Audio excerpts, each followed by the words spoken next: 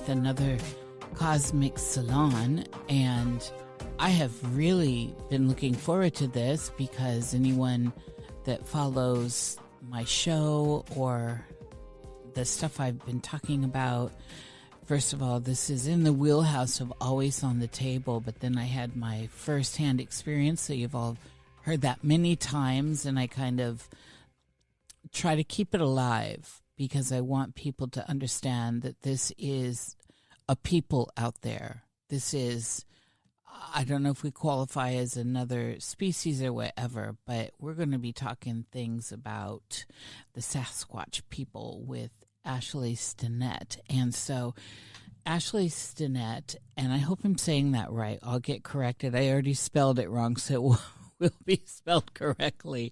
Ashlea Stinnett had her first encounter with the Sasquatch people in 2013. This began an incredible adventure of friendship with the Sasquatch people and continuing interactions with them through intentional camping trips in their known homelands across the Pacific Northwest and beyond.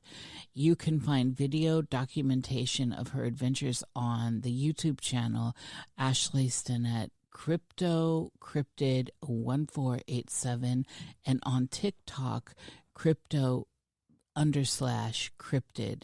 She was featured in the acclaimed documentary A Flash of Beauty, Paranormal Bigfoot.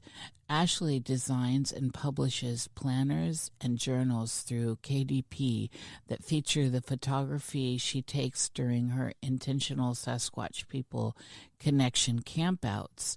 She enjoys designing many different types of blank books and journals for one's paranormal use, knowing the value of the written word and the stories we share.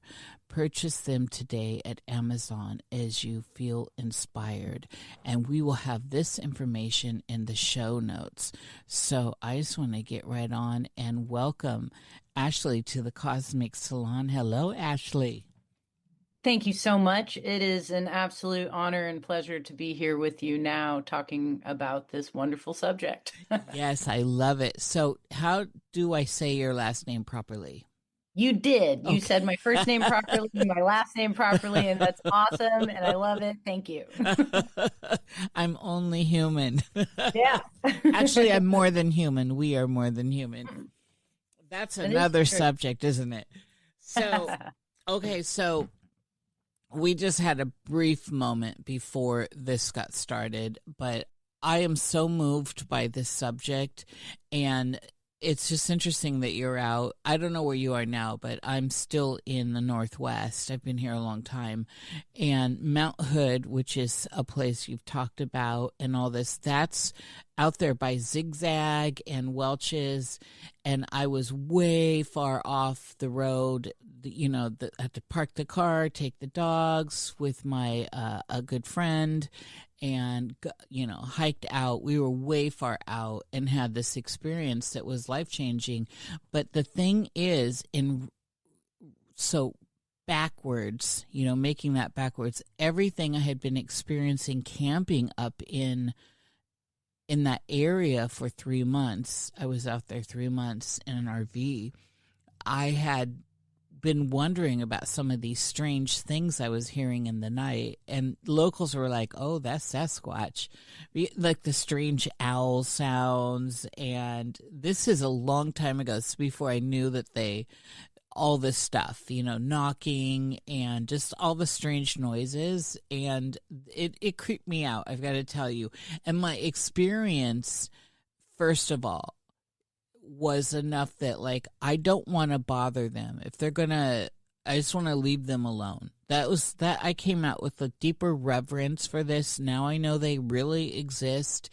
I want to leave them alone to live their lives. And I feel like with anything in the world, they will approach you and interact with you rather than having to go searching for them in a way that feels kind of gross, like the shows that do it and all that. It doesn't feel like there's a sacredness when I see that stuff. And I know that some of those people probably have that, and I understand the way they create shows, but a lot of what's out there, and as you said earlier, is there is a greater level of consciousness coming to the surface with how we approach others, and these are the other people out there. Absolutely. There's a lot to be said about this subject because it's so important and it sheds some light onto the larger experience that we're having here in this realm, in third dimensional reality and beyond, because we're not just living a third dimensional experience here. Maybe that's kind of the baseline or the foundation for our experience, but we're reaching into the other dimensions all the time, and they are accessing us as well.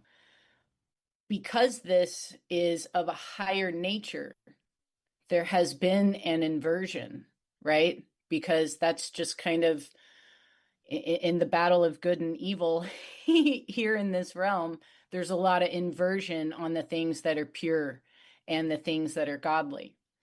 So this subject has absolutely been pinpointed by the controlled opposition and by the nefarious factions and energies in this place to put a bad spin on this. Because if the majority of people knew and understand that when we're talking about the Sasquatch, we are talking about a people who are living very, very close to us and who have been doing so probably, as they say, before we even showed up, right? So of course the television shows and when it starts to get into back into our consciousness, I've been told by those who my friends who do communicate with the Sasquatch people that there at one point in our history we had connection. We were fully in awareness of each other, and there was a split, and the humans went one way, they went the other, and it's been coming back into connection.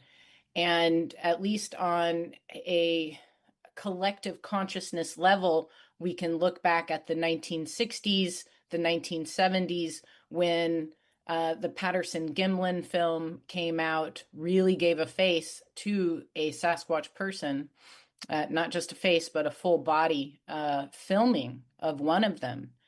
And then, of course, as it's growing in the consciousness of people, you're going to have the controlled opposition trying to control the narrative and put a bad spin.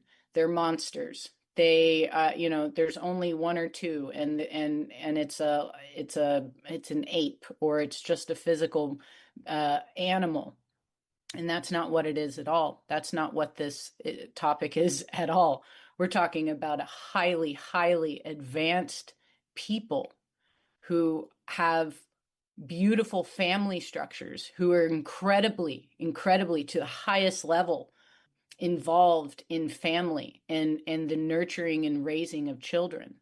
And they are in a perfect harmony with our nature, the nature that we know of, and of the third dimension.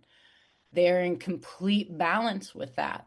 And then beyond that, they are of the highest, highest, highest psychic capabilities. They anything and everything that you can think of. If you go to Wikipedia, which I did one time, I went to Wikipedia and I looked at like all of the known psychic abilities that are listed for humans.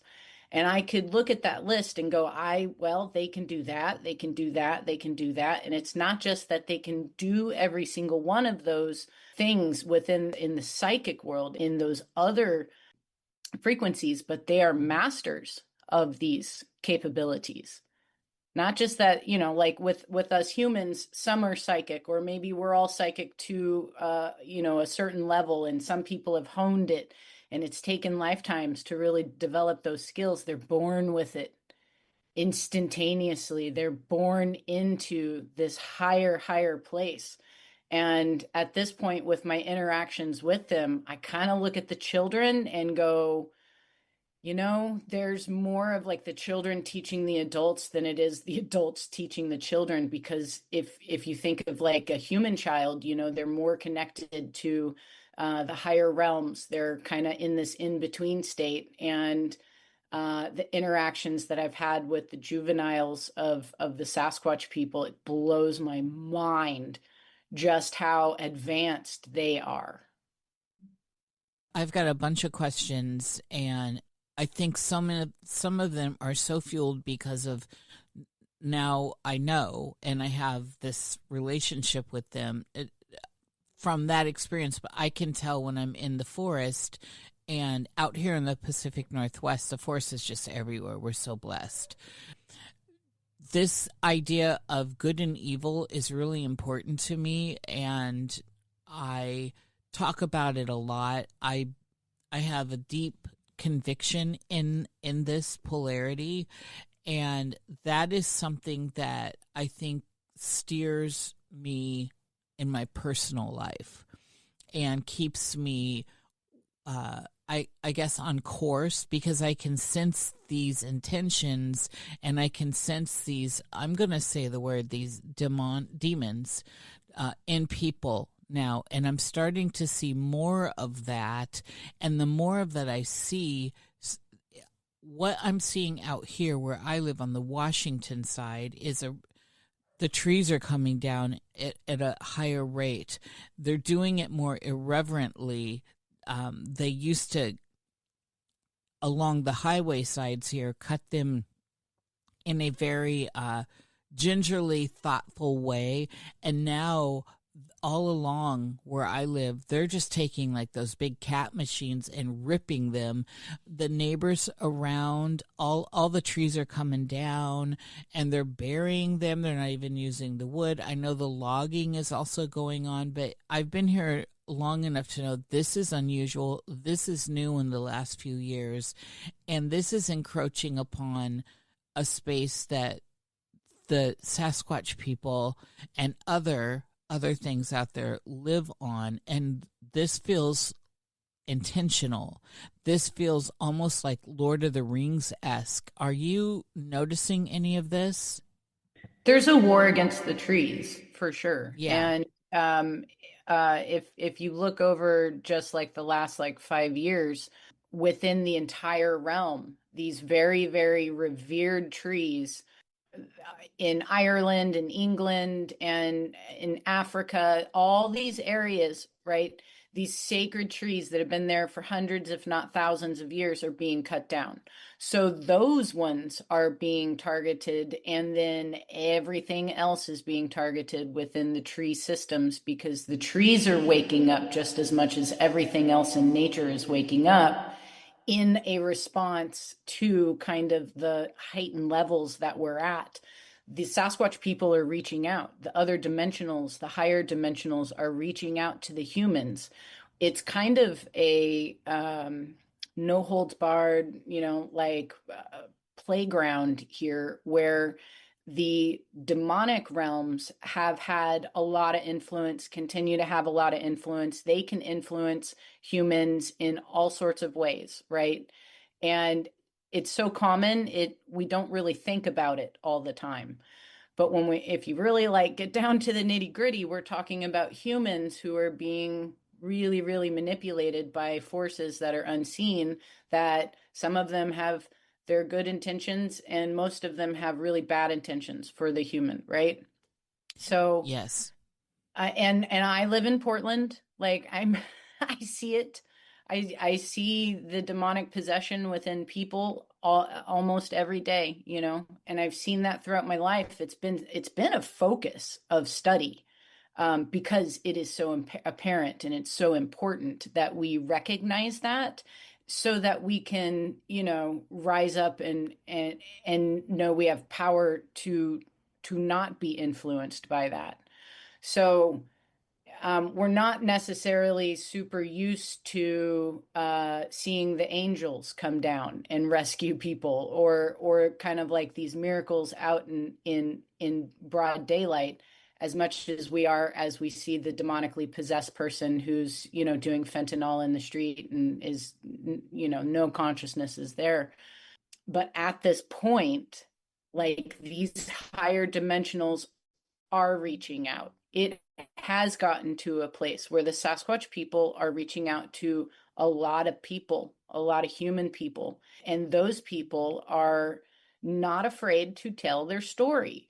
And because we have social media and we have these instantaneous ways of being able to share stories, the narrative is drastically changing for the UFO subject, for the Sasquatch subject, even the fairies and the elementals, Yes. because they are showing themselves as well. And when I go to a camp out, I'm having interaction with all of those plus more. And when we do these campouts, we are setting our intentions because the we have this idea of the enchanted forest, right? Like, it's within our mythologies, it's within our consciousness to know that when you step into nature, especially trees, like, it changes the energy, and things can happen there that maybe just can't happen everywhere else energetically, but inside the enchanted forest they absolutely do. And it's everyone takes advantage of that, right? So when we hear these stories of really like hardcore negative things or murders or missing people or 411 type of stuff, you can't just throw that into the basket of Sasquatch and say, well, it's just Sasquatch because Sasquatch is the only thing in the forest, because that's not true. There's a lot of things in the forest and they don't all have your best interest in mind. It's the whole big realm, right, of the positive and the negative. But yeah, they are reaching out, and this is a fascinating time to watch how a narrative that was once very controlled is absolutely crumbling, and it's due to the Sasquatch reaching out to people and then those people telling their stories. It's beautiful. It really is. And I think, here we are at this time where this conversation can be had in such an open and honest way. And